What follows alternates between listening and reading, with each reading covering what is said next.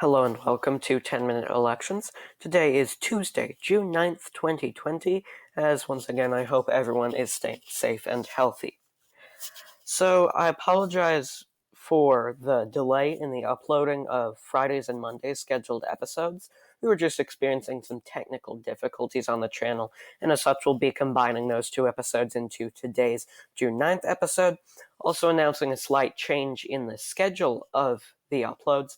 Instead of the previous Monday, Wednesday, and Friday format, we'll be continuing Matt Monday, while instead of Wednesday and Friday, we'll be uploading on Thursdays. It's a grab bag episode which will potentially include State of the Days, just like this week, where on Thursday we'll be discussing our first battleground watch of the election season, and that is the state of Georgia. So, first on the docket is the Joe Biden Veep stakes. We're going to discuss 5 candidates for the Democratic vice presidential nomination. I'll show the strengths and weaknesses for each one up on the screen, and I'll discuss the context of each one a bit. So starting off with the progressive Senator Elizabeth Warren from Massachusetts. The main problem with her is that she holds a safe Democratic seat in a safe Democratic state that is actually governed by a moderate Republican. So if Elizabeth Warren were to resign her seat to run with Joe Biden, say, in July, the governor would get to make an appointment, presumably a Republican, which would, for that time, cost Democrats a fairly crucial Senate seat, given the state of the Senate right now, until November. Again, if she were to resign in July, the special election would be held in November, probably concurrently with the general election, so it would probably be her best shot. So Senator Kamala Harris of California, what's really going to help her consideration is the Rust Belt strength and the fact that she has been with Joe Biden really since day one, or at least after she dropped out. What's going to hurt her is, of course, her record as the Attorney General of California, but she has been the betting favorite for a long time. Former state senator Stacey Abrams of Georgia and 2018 gubernatorial candidate is a name that has come up a lot, so we'll discuss briefly. Her essentially campaigning for the running mate spot has been a bit controversial, but she is going to be strong in the South and with the Democratic-based progressives and voters of color. Of course, what's going to kick her and a lot of other folks is her weakness in the Rust Belt. Joe Biden shouldn't need much help in Minnesota, and he should be okay in Michigan and Pennsylvania. He needs to flip those, and he could use extra help, although he probably will. But Wisconsin, he could certainly use some extra help, and Stacey Abrams might not provide that like he would want. Representative Val Demings of Florida has been another trendy name, so let's discuss quickly. She is going to be strong in the South and Southwest. She is going to probably put Florida from the toss-up column. I know I added Tilt Trump in our last video, but I have a new electoral map I'll be showing briefly at the end of the video. Currently a toss-up. Her selection would be instantly moving that state into Tilt Biden. She'd be strong in the Southwest with Arizona, which I've projected as a lean Biden. And remember, if Joe Biden wins Michigan, Pennsylvania, and Arizona, plus the Clinton states, he wins the election. So that's huge. She is also going to be strong with the Democratic base, and what's really going to help her is she doesn't really have any voter weaknesses, although she's geographically weak in the Rust Belt. The last name I want to talk about is Atlanta Mayor Keisha Lance Bottoms. She's African American and has become an outspoken voice amid the BLM protests. So she is, of course, going to be strong in the South, and she's going to be strong especially with black voters, but also voters of color, which is huge right now. She might be weak in the Rust Belt, but because she's only come up recently, we really don't exactly know. There's not adequate polling to determine her weaknesses, and weaknesses are tougher to project than strengths. So that's the Joe Biden Veep stakes. Let's move on quickly to the House map. As you see, this is the 270 to win consensus House map, and it has the Democrats at 223 seats, which gives them a majority, and the Republicans at 193 seats, with 19 toss-up seats. So most major forecasters have been pegging the Democrats at about a 90% chance to hold on to the House, and this is about right. Just like for the Democrats in 2016, the Republicans are facing the same situation now in 2020, that there really just aren't enough seats to flip at this point. So let's talk about a few seats now.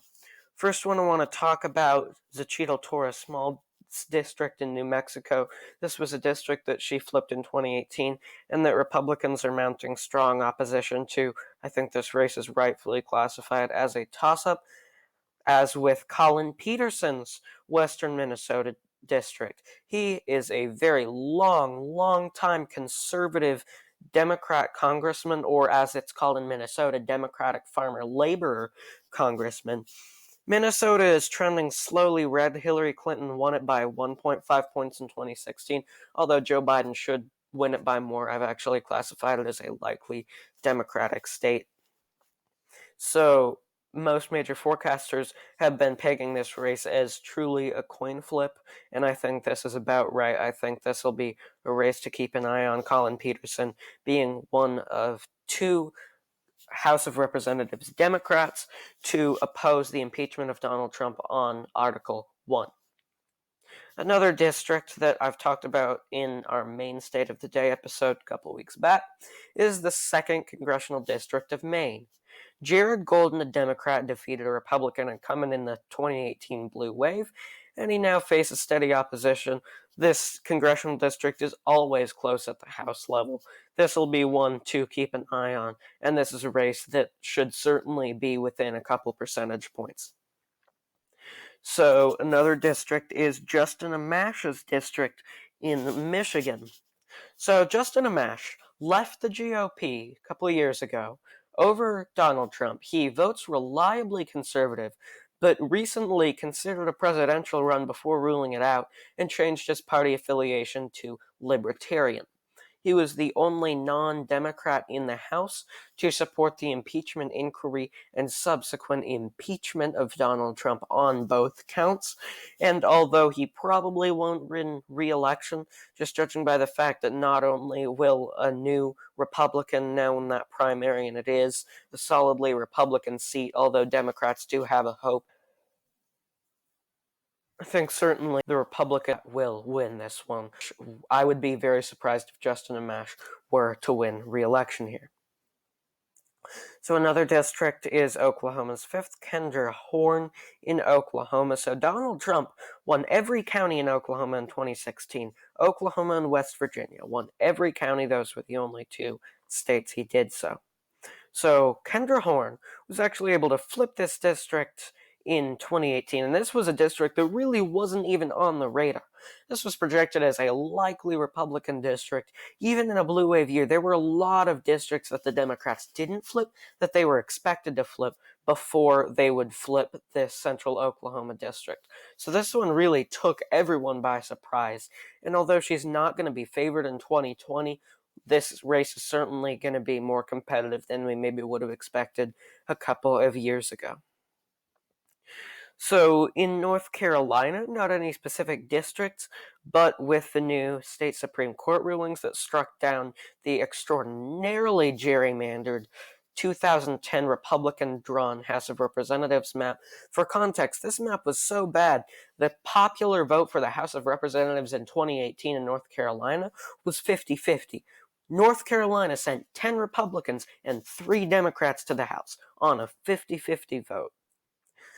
So, Democrats gained 2 seats on this map. 2 pretty safe Republican seats move into fairly safe Democratic, as that will be 2 gains for the Democrats right off the bat and might offset any small losses. Alright, so one more thing I want to discuss, and that is my updated presidential map. With this map, you can see, is much less favorable to Donald Trump than my last one, and even this one is going to be more favorable to Donald Trump than some maps you'll see. So, the major changes from my first electoral map projection: Nevada is likely, Utah is likely, formerly safe, New Mexico is safe, formerly likely, Minnesota is likely, formerly lean, Wisconsin is lean, formerly tilt, Ohio is tilt, formerly lean, Florida is toss-up, formerly tilt Trump, Mississippi is likely, formerly safe, and South Carolina is also likely, formerly safe. So, I'm not going to go into too much detail, we'll discuss this later, but this is my current electoral map. Thank you guys so much for watching. If you enjoyed the video, please like and subscribe to the channel, and I will see you guys on Thursday to discuss all things Georgia.